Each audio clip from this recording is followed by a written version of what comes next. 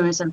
ఇట్లాంటి దౌర్భాగ్యాలను మనం గత గవర్నమెంట్ లో చూసాం కాబట్టి దయచేసి కూటమి ప్రభుత్వంతో జగన్మోహన్ రెడ్డి గారిని దయచేసి కంపేర్ చేసి కూటమి ప్రభుత్వాన్ని అవమానించొద్దు. ఈ ఉద్యోగాల రంగంలో కానివ్వండి, ఐటీ హబ్ ఏర్పాటు చేయడంలో కానివ్వండి, పెట్టుబడులు తేవడం విషయంలో కానివ్వండి.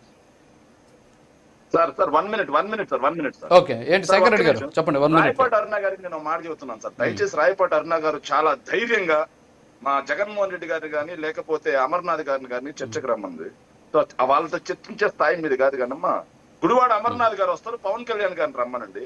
ఆ డేటా సెంటర్ అంటే ఏందో, బిజినెస్ పార్క్ అంటే ఏందో, తక్కువ లేదు. నేను క్లియర్ గా చెప్పా, మీడియా ముందుకు వచ్చి చెప్పండి. మాతో మీతో వచ్చి కూర్చోమని చెప్పలేదు. ఫస్ట్ నుంచి హెచ్చుల మాటలే మీ పార్టీకి ఇవే తిప్పలు తెచ్చాయి. మీకు ఇంకా అర్థం కావట్లేదు. పవన్ కళ్యాణ్ గారితో డిబేట్ అసెంబ్లీలోకి వెళ్ళి ఎదురుగా కూర్చోమని చెప్పు. డిబేట్ సంగతి తర్వాత అసెంబ్లీలోకి వెళ్ళి పవన్ కళ్యాణ్ గారిని ఎదురుగా ఫేస్ చేయమని చెప్పండి మీ ముఖ్యమంత్రి గారు. అప్పుడు మీ ముఖ్యమంత్రి గారికి మళ్ళీ డిబేట్ కు వచ్చి కూర్చోవడం. తెలుగు రాదు, హిందీ రాదు, ఇంగ్లీష్ రాదు, సరిగ్గా ఏ లాంగ్వేజ్ లో మాట్లాడతారు పవన్ కళ్యాణ్ గారితో జగన్మోహన్ రెడ్డి?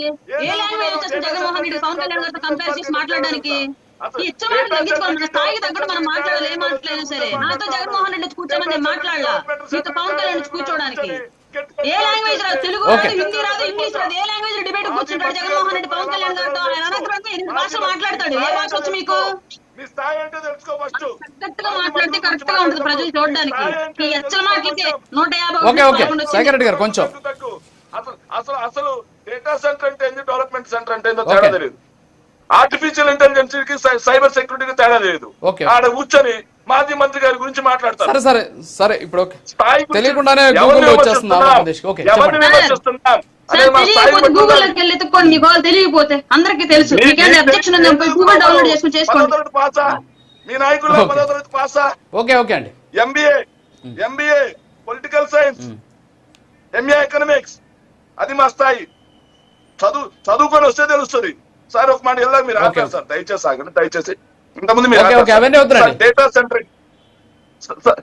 డేటా సెంటర్ కి డెవలప్మెంట్ సెంటర్ కి తేడా తెలియాలి సార్. మీరు కూడా అన్నారు సార్ మైక్రోసాఫ్ట్ వల్ల ఎకో సిస్టమ్ మొత్తం మారిపోయింది. ఎస్, మైక్రోసాఫ్ట్ వల్ల ఎకో సిస్టమ్ మారిపోయిన మాట వాస్తవమే. కానీ అదే మైక్రోసాఫ్ట్